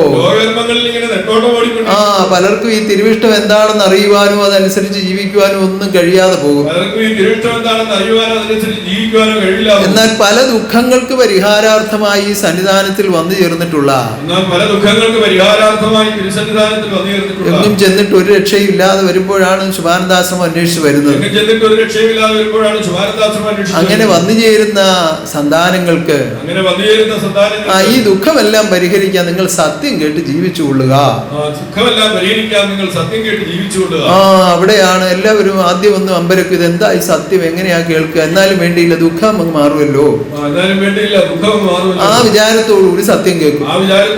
അപ്പൊ ഈ ദുഃഖപരിഹാരമായി നൽകുന്ന ഈ സത്യം നിങ്ങൾ ഉത്ഭവിച്ച ആ അറിവാണ് എന്നത് വളരെ വർഷങ്ങൾക്ക് ശേഷമാണ് തിരിച്ചറിയുന്നത്.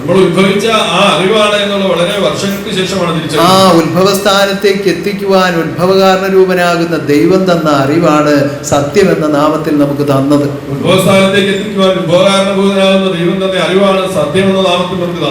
അതങ്ങോട്ട് സ്വീകരിച്ച് ജീവിക്കാൻ തുടങ്ങുമ്പോൾ കുഞ്ഞെ നീ ഇന്ന ഇന്ന ദിവസം വ്രതം എടുക്കണം, ഇന്ന ഇന്ന ദിവസങ്ങളിൽ മത്സ്യമാംസാദികൾ ഉപയോഗിക്കരുത്,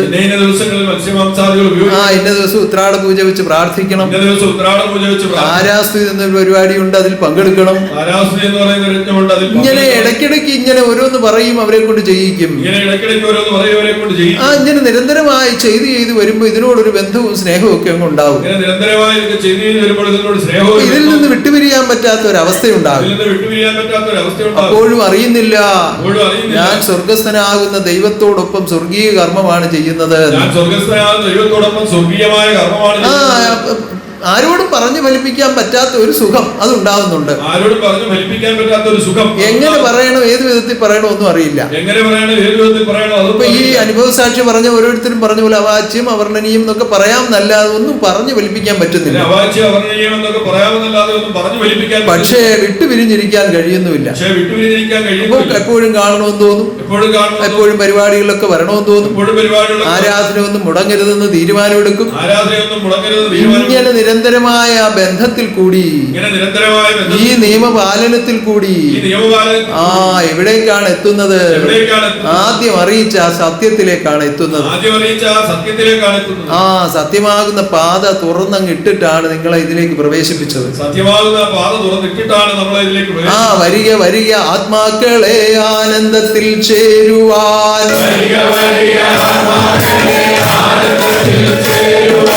വരിക വരിക ആത്മാക്കളെ ആനന്ദത്തിൽ ചേരുവാൻ,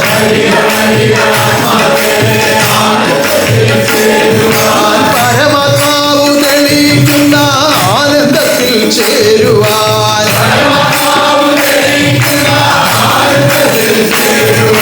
വരിക വരിക ആത്മാക്കളെ ആനന്ദത്തിൽ ചേരുവാൻ,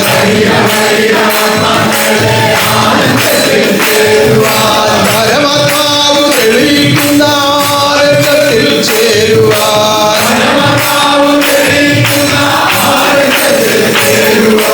ഇഹലോകത്തിൽ ലഭിച്ചിടാത്ത ആനന്ദത്തെ നൽകുവാൻ,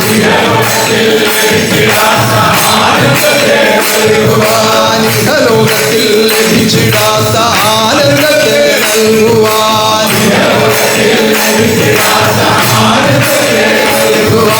പരമാത്മാവ് താണിറങ്ങി ഖഡ്ഗിയായി വാഴുന്നു,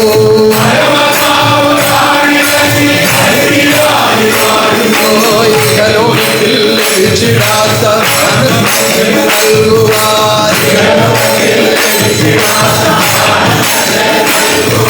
പരമാത്മാവ് താണിറങ്ങി ഖഡ്ഗിയായി വാഴുന്നു,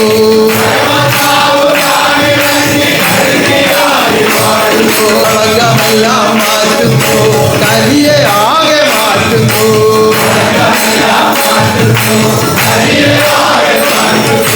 നിഷ്കളങ്ക ജ്ഞാനപ്രഭാവം കാമ്പിൽ തെളിയിക്കുന്നു,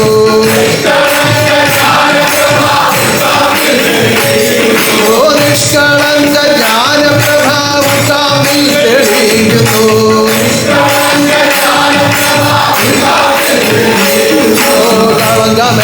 മാറ്റുന്നു, കലിയയാകെ മാറ്റുന്നു,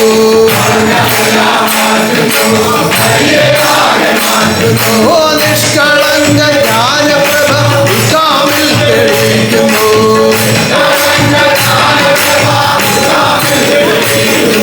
സത്യമാകും പാതയിൽ ഒത്തുചേർന്നു ജീവിച്ചാൽ,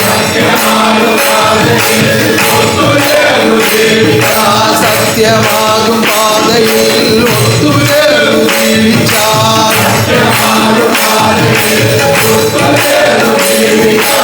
ആനന്ദമേ ആനന്ദമേ ആനന്ദമേ ഓടും, സത്യമാകും പാതയിൽ ഒത്തുചേർന്നു ജീവിച്ചാൽ, സത്യമാകും പാതയിൽ ഒത്തുചേർന്നു ജീവിച്ചാൽ, ആനന്ദമേ ആനന്ദമേ ആനന്ദമേ ഓടും, സത്യമാകും പാതയിൽ ഒത്തുചേർന്നു ജീവിച്ചാൽ, സത്യമാകും പാതയിൽ ഒത്തുചേർന്നു ജീവിച്ചാൽ, ആനന്ദമേ ആനന്ദമേ ആനന്ദമേ ഓടും, ഓ ആനന്ദമേ ആനന്ദമേ ആനന്ദമേ ഓടും, ഓ ആനന്ദമേ ആനന്ദമേ ആനന്ദമേ ഓടും, ഓ ആനന്ദമേ ആനന്ദമേ ആനന്ദമേ ഓടും, ഓ ആനന്ദമേ ആനന്ദമേ ആനന്ദമേ ഓടും, ഓ ആനന്ദമേ ആനന്ദമേ ആനന്ദമേ എപ്പോഴും, ഓ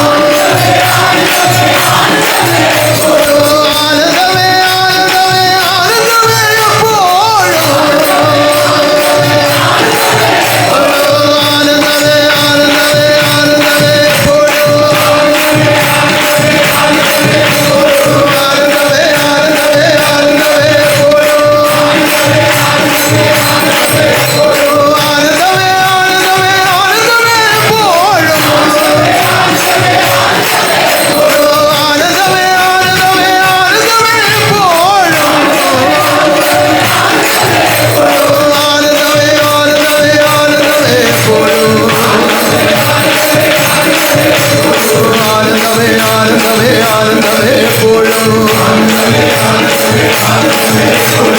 ആനന്ദമേ ആനന്ദമേ ആനന്ദമേ എപ്പോഴും, ആനന്ദമേ ആനന്ദമേ ആനന്ദമേ എപ്പോഴും, ആനന്ദമേ ആനന്ദമേ ആനന്ദമേ എപ്പോഴും,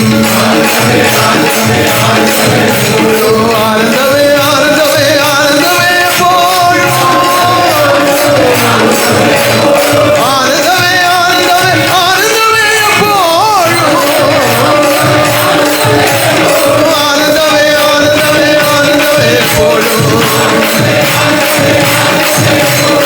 ആനന്ദമേ ആനന്ദമേ ആനന്ദമേ എപ്പോഴും, ആനന്ദമേ ആനന്ദമേ ആനന്ദമേ എപ്പോഴും, ആനന്ദമേ ആനന്ദമേ ആനന്ദമേ എപ്പോഴും, ആനന്ദമേ ആനന്ദമേ ആനന്ദമേ എപ്പോഴും, ആനന്ദമേ ആനന്ദമേ ആനന്ദമേ എപ്പോഴും.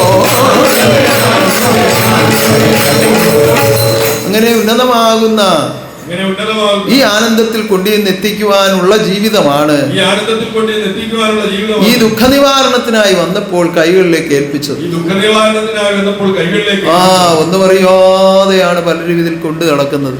ഒന്നും അറിയാതെയാണ് ഇതിൽ പലരും അറിയുന്നില്ല അറിയുന്നില്ല. ഓ സത്യമാണെന്നോ, ഇത് തന്നത് സത്യസ്വരൂപനാണെന്നോ, സ്വർഗീയ വാഴ്ചയാണെന്നോ, സ്വർഗീയ കർമ്മമാണെന്നോ, ഒന്നും അറിയാതെ ജീവിതം ചെയ്യുന്നു എങ്കിലും നിങ്ങളെല്ലാം മഹാഭാഗ്യവാന്മാരും ഭാഗ്യവതികളുമാണ്.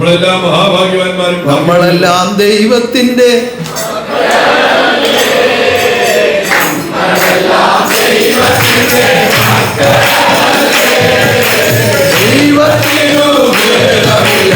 ആത്മാക്കളെ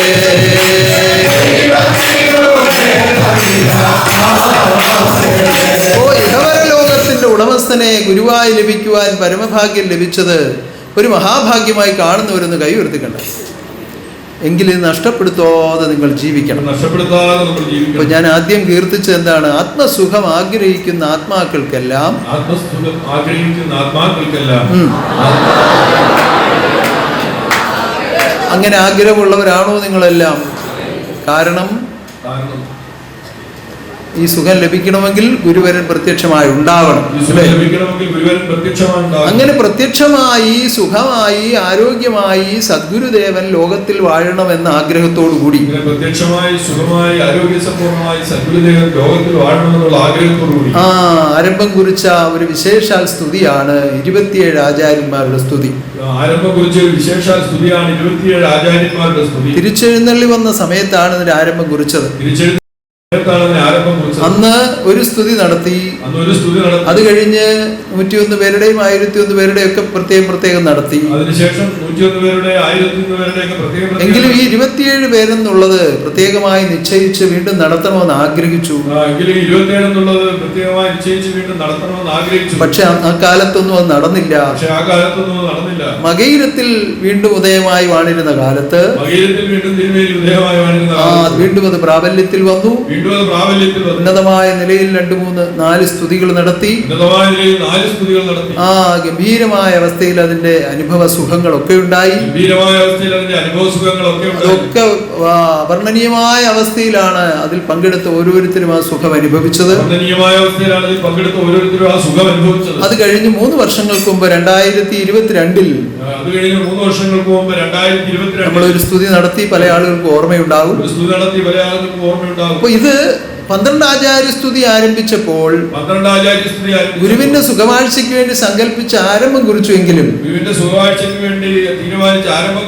അത് ഇപ്പോൾ നമ്മൾ ദോഷപരിഹാരത്തിന് വേണ്ടി സന്താനങ്ങൾക്ക് നേർച്ച പറയാനും നടത്താനും അനുവാദം കൊടുത്തു. ഇപ്പൊ അത് അങ്ങനെയാണ് ഇപ്പൊ നടന്നുകൊണ്ടിരിക്കുന്നത്. വളരെ അപൂർവ സമയങ്ങൾ മാത്രമാണ് അതിന്റെ പ്രഥമ ലക്ഷ്യത്തോടു കൂടി നടത്തുന്നത്. ഗുരുവിന്റെ സുഖവാഴ്ച ലക്ഷ്യം വെച്ച് ചില അപൂർവ സമയങ്ങൾ നടത്താറുണ്ട്. എന്നാൽ കൂടുതൽ സമയവും നടക്കുന്നത് തീർത്താൽ തീരാത്ത ദോഷങ്ങളും ദുഃഖങ്ങളും ഒക്കെ ഒഴിവാക്കാൻ വേണ്ടി 12 ആചാര്യന്മാരുടെ ചെലവ് വഹിച്ച് നേർച്ചക്കാരാണ് നടത്തുന്നത്. ഇങ്ങനെ അനുവാദം കൊടുത്തതാണ്, അങ്ങനെ നടത്തിക്കൊണ്ടിരിക്കുകയാണ്. എന്നാൽ 27 ആചാര്യ സ്തുതി ആരംഭിച്ച സമയം മുതൽ അതിനൊറ്റ ലക്ഷ്യത്തിൽ തന്നെ നടന്നുകൊണ്ടിരിക്കുകയാണ്. ഇത് സമയം വരെയും ഈ സുഖം ആഗ്രഹമുള്ള സന്താനങ്ങളെ ഏകോപിച്ച് അതിനുവേണ്ടി നേർച്ച വഹിച്ചുകൊണ്ട് അതിന്റെ ചെലവ് വഹിച്ചുകൊണ്ടാണ് നമ്മൾ നടത്തിക്കൊണ്ടിരിക്കുന്നത്. അതിൽ കൂടുതൽ തരുന്നവരുണ്ടാവും, കുറവ് തരുന്നവർ കാണും, എന്തെങ്കിലുമൊക്കെ സാധന സാമഗ്രികൾ കൊണ്ടുവന്ന് തരുന്നവരുണ്ടാവും. അതൊന്നും അവിടെ ബാധകമല്ല. ഹൃദയാർപ്പണമായി ഒരു പുഷ്പമായാലും കൊണ്ടുവന്ന് അർപ്പിക്കുമ്പോൾ അത് ഈശ്വരൻ സ്വീകരിക്കും. കഴിഞ്ഞ പ്രാവശ്യം നടത്തിയപ്പോൾ അങ്ങനെ ഒരുപാട് കാര്യങ്ങൾ ഒരുക്കം ഇവിടെ നടക്കുകയുണ്ടായി. സവിശേഷമായ പല ഒരുക്കങ്ങളും ആ സ്തുതിയിൽ നമ്മൾ ചേർത്താണ് നടത്തിയത്. കാരണം ഈ കാര്യങ്ങളൊക്കെ അറിയിച്ചു പല സ്ഥലത്തു നിന്നും ആളുകൾ പുഷ്പങ്ങളൊക്കെ കൊണ്ടുവന്നു. ഈ പുഷ്പങ്ങൾ എന്ന് പറയുന്നത് ഒരു ദിവസം അല്ല 2 ദിവസം അതിൽ കൂടുതൽ ഇരിക്കില്ലല്ലോ. അപ്പൊ അതിന് ഉപയോഗിക്കാവുന്നതിൽ ഉപയോഗിക്കാൻ പറ്റും, ബാക്കി എന്ത് ചെയ്യാൻ പറ്റും? അപ്പൊ നഷ്ടമായി പോകുന്നത് കണ്ടപ്പോൾ അലങ്കരിക്കാനായിട്ട് ഉപയോഗിച്ചോളാൻ പറഞ്ഞു. അങ്ങനെ വിളക്കുകൾക്കും പിന്നെ നടുക്കൂട് നടപ്പാതെ എന്ന് വേണ്ട എല്ലാം പൂവിട്ട് അങ്ങ് അലങ്കരിച്ചു. കാരണം കളയണ്ടല്ലോ എന്ന് കരുതിയിട്ടാണ് ചെയ്തതാണ്. പക്ഷെ അത് വലിയ പകിട്ടുണ്ടാക്കി. മഹാശക്തി സ്വീകരിച്ചു. കാരണം ഈ കൊണ്ടുവരുന്നവരിതിന്റെ ഒന്നും അറിയുന്നില്ലെങ്കിലും നഷ്ടമായി പോകുമോ, സൂക്ഷിക്കുമോ, അല്ല ഇതിൽ ഉപയോഗിക്കുമോ ഒന്നും കരുതിയല്ല അവർ ഈ കാര്യത്തിന് വേണ്ടി കൊണ്ടുവരുന്നതാണ്. അപ്പൊ അത് ആ നിലയിൽ സ്വീകരിച്ചപ്പോൾ അത് മഹാശക്തി സർവസ്വമായി സ്വീകരിച്ച് ഏവരെയും അനുഗ്രഹിച്ചു എന്നുള്ളതാണ്. എന്ത് കരുതി ഇപ്രാവശ്യം എല്ലാവരും കൂടെ പൂ വാങ്ങിച്ചുകൊണ്ട് വരണമെന്നല്ല, അങ്ങനെ എല്ലാവരും കൂടെ കൊണ്ടുവന്ന് അതൊക്കെ നഷ്ടപ്പെട്ടു പോകും. അപ്പൊ അതൊക്കെ അതിൻ്റെതായ നിലയിൽ അതിനുപയോഗിക്കാവുന്ന പൂജാദ്രവ്യങ്ങളും അതുപോലെ നേർച്ച ധനങ്ങളും എല്ലാം ഓരോരുത്തരായി കൊണ്ടുവന്ന് അർപ്പിച്ചാണ് നമ്മൾക്കത് നടത്തേണ്ടത്. ഉപയോഗിക്കാവുന്ന പൂജാദ്രവ്യങ്ങളും മറ്റ് സാധനങ്ങളും എല്ലാം ഓരോരുത്തരായി കൊണ്ട് സമർപ്പിച്ചാണ്. സെപ്റ്റംബർ മാസം 23-ാം തീയതി മുതൽ സെപ്റ്റംബർ മാസം 23-ാം തീയതി 28-ാം തീയതി വരെയാണ് സ്തുതി നടത്താൻ തീരുമാനിച്ചിരിക്കുന്നത്. 28-ാം തീയതി വരെയാണ് സ്തുതി നടത്താൻ മഹാശക്തി. അങ്ങനെ ഒരു സ്തുതി 3 വർഷത്തിൽ ഒരിക്കൽ നടക്കണമെന്നുള്ള തീരുമാനത്തോടു കൂടിയാണ് 2009 ആരംഭിച്ചത്. അങ്ങനെ 3 വർഷത്തിലൊരിക്കൽ നടക്കണമെന്നുള്ള കൂടിയാണ് 2009 ആരംഭിച്ചത്. അങ്ങനെ 2009-ലും 2012-ലും അത് കഴിഞ്ഞ് 2015-ലും അത് കഴിഞ്ഞ് ആ ശരീരപ്രകാരം സുഖമില്ലാതെ വന്നപ്പോൾ 2016-ൽ ഒന്നുകൂടി നടത്തി. അത് കഴിഞ്ഞ് ശരീരമാറ്റം കഴിഞ്ഞ് വീണ്ടും പുതിയ ശരീരത്തിലേക്ക് പ്രവേശിച്ചാണ് 22-ൽ വീണ്ടും നടത്തിയത്. അപ്പൊ അങ്ങനെ ആ ലോകാന്ത്യം വരെ ഇത് നടത്തുവാൻ തീരുമാനിച്ചിരിക്കുന്ന ഈ നിയമം ഇത് ആവശ്യമുള്ളതാണെന്നും നിങ്ങൾ ഓരോരുത്തരും ചേർന്ന് നടത്തണമെന്നും നിശ്ചയിക്കുന്നവരൊന്ന് കൈ ഉയർത്തി കണ്ട. ഈ ആവശ്യബോധത്തോടുകൂടി യാതൊരു മത്സരബുദ്ധികളും ഇല്ലാതെ എനിക്ക് വലുത് എനിക്ക് ചെറുത് അങ്ങനെയൊന്നും ചിന്തിക്കാതെ എന്റെ ഗുരുനാഥൻ പ്രത്യക്ഷമായി ലോകത്തിൽ എപ്പോഴും ഉണ്ടാവണം എന്ന ഒറ്റ സങ്കല്പത്തോടുകൂടി ഇതിനെ തീരുമാനിച്ച് നടത്തുവാനാണ് നിങ്ങൾ ഓരോരുത്തരും മനസ്സിൽ ഉറപ്പിക്കേണ്ടത്. ഹൃദയത്തിൽ അതാണ് തീരുമാനിക്കേണ്ടത്. അല്ലാതെ ഇന്ന ആള് 10 കരിക്ക് കൊണ്ട് കൊടുത്ത് എനിക്ക് ഒരു 15 കൊടുക്കണം, അങ്ങനെയല്ല തീരുമാനിക്കേണ്ടത്. അതൊന്നുമല്ല തീരുമാനിക്കേണ്ടത്. എന്തുകൊണ്ട് കൊടുത്താലും ഇപ്പൊ 100 മില്ലി വിളക്കണ്ണ ഒരാൾ കൊണ്ടുവന്നിരിക്കട്ടെ, ആ കൊണ്ടുവരുന്ന ആത്മസമർപ്പണത്തോടു കൂടിയാണെങ്കിൽ നല്ല രീതിയിൽ ഉണ്ടാക്കിയ ധനം സ്വീകരിച്ചാണ് അത് വാങ്ങി കൊണ്ടുവരുന്നതെങ്കിൽ തീർച്ചയായും മഹാശക്തി സ്വീകരിക്കും, ഉന്നതമായ ഫലം നിങ്ങൾക്ക് തരികയും ചെയ്യും. അപ്പൊ അതിലേക്ക് അർപ്പിക്കപ്പെടുന്ന ഓരോന്നും പരിശുദ്ധമായിരിക്കേണ്ടത് അത്യാവശ്യമാണ്. കാരണം വളരെ വലിയൊരു മഹായജ്ഞമാണ് നടക്കുന്നത്. വിവേകാനന്ദ സ്വാമി അതിനെക്കുറിച്ചൊരു ചെറിയ ആമുഖം പറഞ്ഞു. കാരണം മനസ്സിന്റെ ആർത്തി കൊണ്ട് ഓരോരുത്തർ പറയുകയും പ്രാർത്ഥിക്കുകയും ചെയ്യുകയാണ്. ഞാനിത് സന്യാസിമാരെ വിളിച്ചതിന്റെ ആലോചനകളൊക്കെ ചെയ്തെങ്കിലും ഇത് പൊതുവായിട്ട് ഇതുവരെയും അറിയിച്ച കാര്യമല്ല. അവരുടെ മനസ്സിന്റെ ആവേശം കൊണ്ട് അവർ നേരത്തെ ഇങ്ങനെ പറഞ്ഞുകൊണ്ടിരിക്കുകയാണ് ഓരോരുത്തരും. അത് പോട്ടെ, അതൊരു തെറ്റല്ല. കാരണം മനസ്സിന്റെ ആഗ്രഹമാണല്ലോ ഇതെല്ലാം. അതെല്ലാം മഹാശക്തി ക്ഷമിക്കട്ടെ. പക്ഷേ അതിനകത്ത് പറഞ്ഞ ഒരു കാര്യം, 27 നക്ഷത്രങ്ങളിൽ ജന്മമെടുത്ത സർവ്വചരാചരങ്ങൾക്കും എന്ന് പറഞ്ഞു വന്നപ്പോൾ അതിന്റെ യഥാർത്ഥ കാര്യം സ്വല്പം ഒന്ന് മറന്നുപോയി. കാരണം 27 നക്ഷത്രങ്ങളിലായിട്ടാണ് ഓരോന്നും പിറവി പൂണ്ടിരിക്കുന്നത്. ഈ 27 എന്നുള്ളത് 27 ചതുർയുഗങ്ങൾ കഴിഞ്ഞാണ് നമ്മളിപ്പോൾ നിൽക്കുന്നത്. ഈ ചതുർയുഗങ്ങളെ പ്രതിനിധീകരിച്ചാണ് നക്ഷത്രങ്ങൾ നിൽക്കുന്നത്. അതുകൊണ്ടാണ് 27-ന്റെ കണക്ക് വന്നിരിക്കുന്നത്. ഈ 27-ൽ കണക്കാക്കിക്കൊണ്ടാണ് എല്ലാ ജന്മങ്ങളും ലോകത്തിൽ സംഭവിച്ചിരിക്കുന്നത്. ഈ ജന്മങ്ങളെ പ്രതിനിധീകരിച്ച് അല്ലെങ്കിൽ പ്രതിനിധാനം ചെയ്തുകൊണ്ടാണ് 27 പേർ നിന്ന് ദൈവത്തോട് പ്രാർത്ഥിക്കുന്നത്.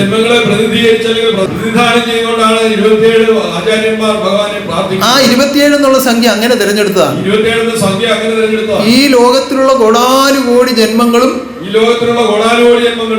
സർവ്വചരാചരങ്ങളും ആ 27 ഉൾപ്പെടും. അപ്പൊ അവരുടെ പ്രതിനിധികളായിട്ടാണ് ഈ 27 ആചാര്യന്മാർ നിന്നുകൊണ്ട് ദൈവത്തോട് പ്രാർത്ഥിക്കുന്നത്.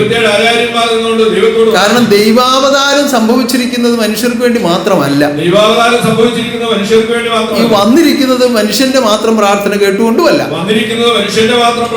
സർവപ്രകൃതികളുടെയും ദേവീദേവന്മാരുടെയും ദൂതപരമ്പരകളുടെയും സർവ്വലോകങ്ങളുടെയും പ്രാർത്ഥനയെ സ്വീകരിച്ചുകൊണ്ടാണ് മഹാശക്തി ലോകത്തിലേക്ക് അവതാരമായി വന്നത്. അങ്ങനെ കണ്ണുനീരോടുകൂടി യുഗങ്ങൾ തോറും പ്രാർത്ഥിച്ച പ്രാർത്ഥന, അന്ന് ഏതെല്ലാം വസ്തുക്കൾ പ്രാർത്ഥിച്ചു.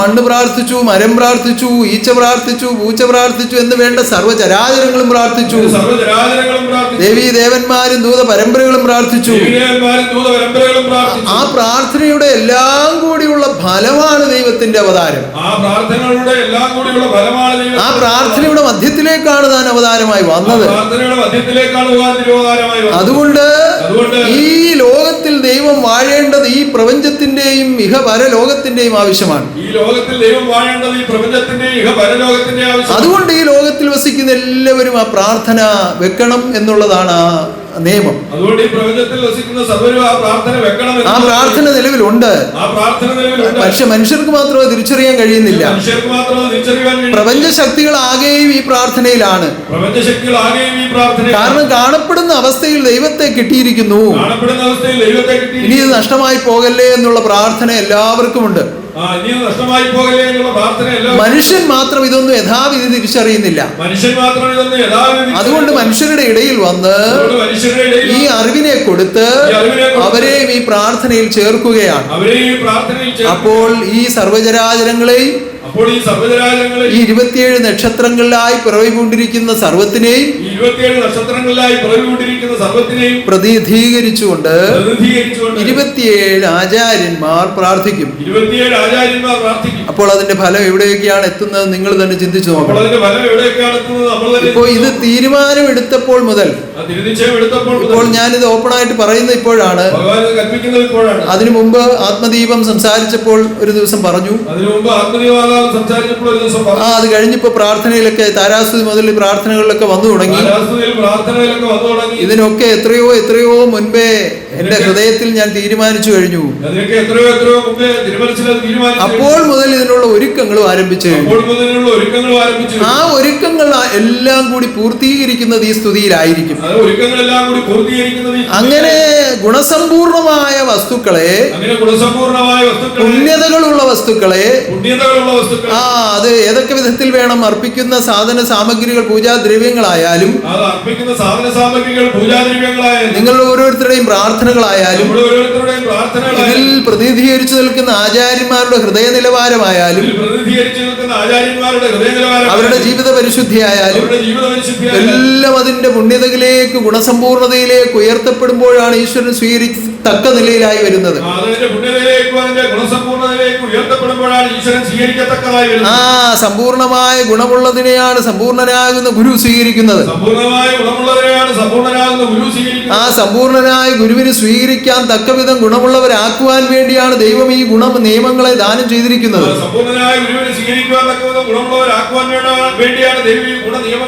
ആ സൽഗുണ നിയമങ്ങളാണ് സൽഗുരു ദാനം ചെയ്തിരിക്കുന്നത്.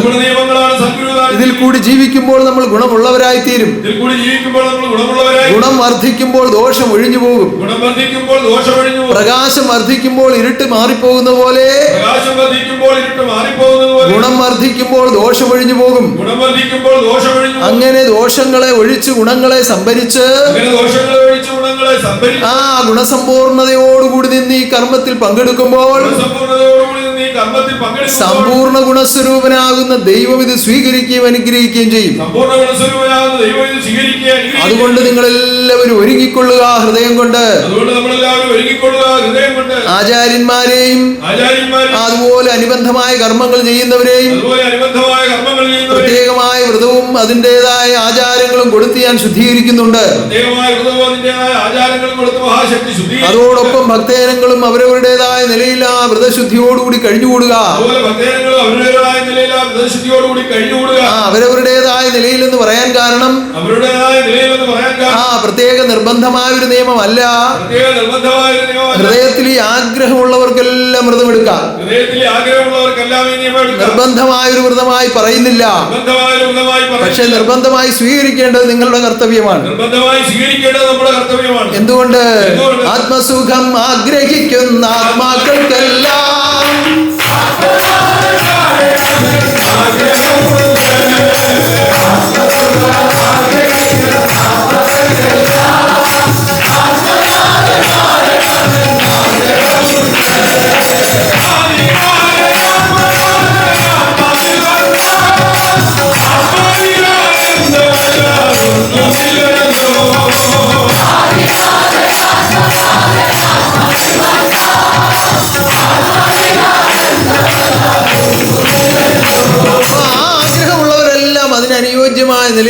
പ്രതിഫലങ്ങളൊക്കെ എടുക്കണം. ആ ആഗ്രഹം ഉള്ളവരെല്ലാം അതിന്റേതായ അനുയോജ്യമായ നിലയിൽ അവരവർ നിശ്ചയിച്ചു തന്നെ അത് എടുത്തുകൊള്ളുക. അവരവർ നിശ്ചയിച്ചു തന്നെ പ്രത്യേകമായ ഒരു തീയതിയോ ദിവസമോ ഒന്നും ഞാൻ പറയുന്നില്ല.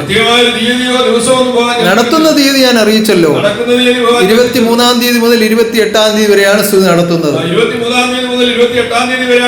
ആ സമയത്ത് വരാൻ കഴിയുന്ന ആളുകൾക്ക് വന്നു ചേരുകയും സ്തുതി പുറമേ നിന്ന് വീക്ഷിക്കുകയും ചെയ്യാം.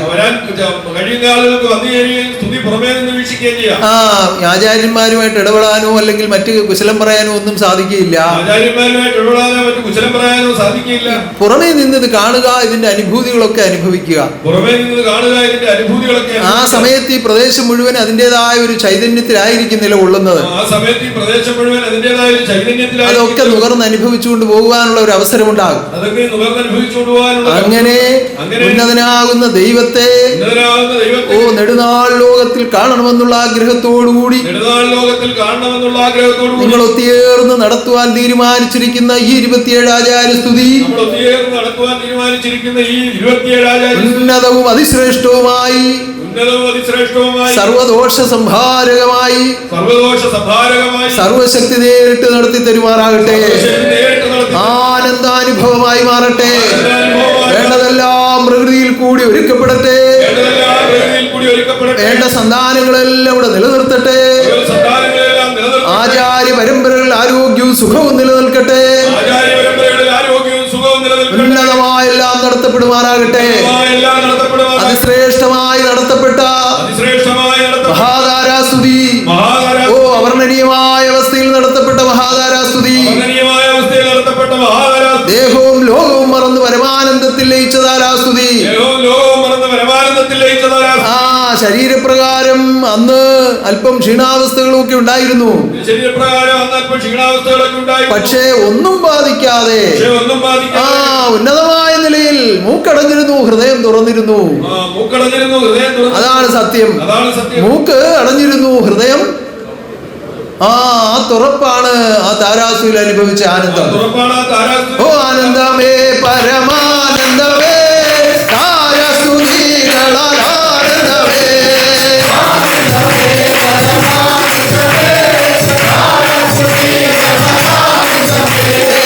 ആനന്ദമേ പരമാനന്ദമേ താരസ്തുതികളാൽ ആനന്ദമേ.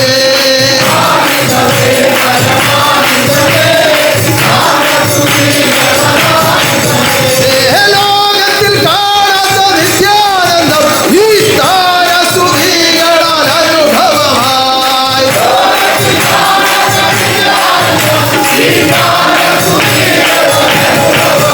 വീണ്ടും താരാസ്തുതിയിൽ ബന്ധപ്പെടുവാനും ഉന്നതമായ ആനന്ദം അനുഭവിക്കുവാനും മഹാശക്തി നിങ്ങളെല്ലാം അനുഗ്രഹിക്കട്ടെ. നിയമങ്ങളൊക്കെ ലോകത്തിൽ നടത്തുവാൻ നിയമജ്ഞനാകുന്ന ദൈവം പ്രത്യക്ഷമായി വാഴുമാറാകട്ടെ. ഉന്നതമായ ഒരു നിയമമാണ് നമ്മുടെ ഉത്രാട പൂജ. നമ്മുടെ ഭവനങ്ങളിലെല്ലാം സർവ്വ ഐശ്വര്യവും സമ്പൽ സമൃദ്ധിയും കൊണ്ടുവന്ന നിയമമാണത്.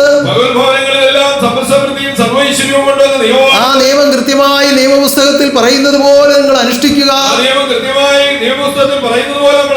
നമ്മൾ ഒരുക്കി വെച്ച് പ്രാർത്ഥിക്കുമ്പോ അതിനുപയോഗിക്കുന്ന സാധന സാമഗ്രികൾ വളരെ വിദൂരത്തു നിന്നൊക്കെ ഇങ്ങ് എത്തിക്കാൻ പ്രയാസമാണ്. ശാഖാശ്രമങ്ങൾ ഉള്ളിടത്ത് അവിടെ കൊണ്ടുവന്ന് സമർപ്പിക്കാം. അല്ലാതെ ഉള്ളിടത്ത് അതിന്റെ ഒരു തുക കണക്കാക്കി ആ സാധനം നിങ്ങൾ തന്നെ ഒരു പ്രസാദമായി ഉപയോഗിച്ചുകൊണ്ട് ആ തുക ഇവിടെ കൊണ്ടുവന്ന് സമർപ്പിച്ചാൽ മതിയാകും. അത് ഞാൻ സ്വീകരിച്ചുകൊള്ളാം. അങ്ങനെ സർവ്വതും സ്വീകരിപ്പാൻ തിരുവഴുന്നുള്ളത് ഓരോ ഭവനങ്ങളിലും ഉണ്ടാകട്ടെ. എല്ലാ ഹൃദയങ്ങളെയും ആനന്ദിപ്പിക്കുവാൻ, എല്ലാം ഒരുക്കി തരുവാൻ മഹാശക്തിയുടെ കാരുണ്യം ഉണ്ടാകട്ടെ. എല്ലാവർക്കും നല്ലൊരു പൊന്നോണം അനുഭവിക്കുവാനിടയാകട്ടെ. സ്നേഹ ബഹുമാനങ്ങളെയും ആചാര പെരുമകളെയും സാഹോദര്യത്തെയും വിശ്വാസ ആശ്വാസത്തെയും പരസ്പരം കൈമാറിക്കൊണ്ട് ഉന്നതനാകുന്ന ഗുരുവിന്റെ നാമത്തിൽ ഉള്ളഴിഞ്ഞ് ആഹ്ലാദിച്ചുകൊണ്ട് ഓണം ആഘോഷിക്കുവാൻ മഹാശക്തി നിങ്ങളെ അനുഗ്രഹിക്കുമാറാകട്ടെ. ഉന്നതമാകുന്ന നമ്മുടെ മഹാഗോപുരം ഏറ്റവും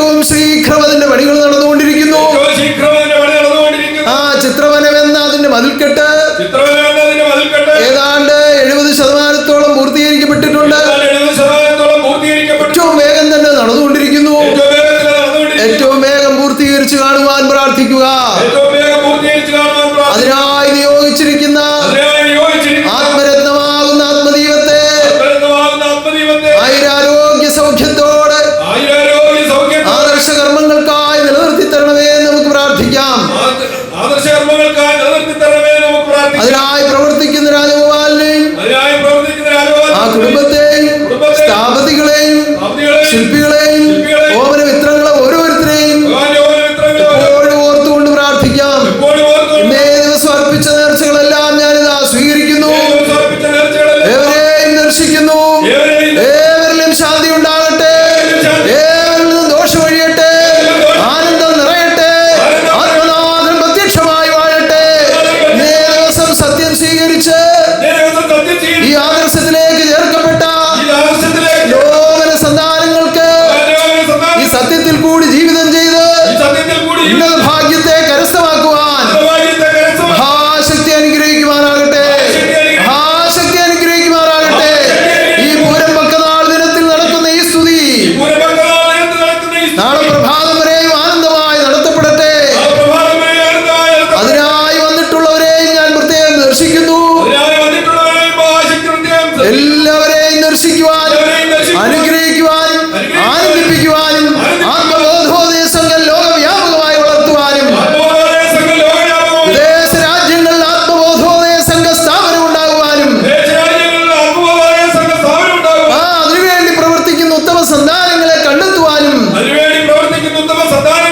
നിലനിർത്തുവാനും വളർത്തുവാനും മഹാശക്തി ശുഭാനന്ദ ശക്തി പ്രത്യക്ഷമായി വാഴുമാറാകട്ടെ, പ്രത്യക്ഷമായി വാഴുമാറാകട്ടെ, പ്രത്യക്ഷമായി വാഴുമാറാകട്ടെ.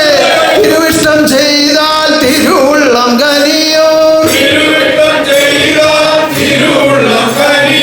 തിരുവിഷ്ടം ചെയ്താൽ തിരുവുള്ളം കനിയോ,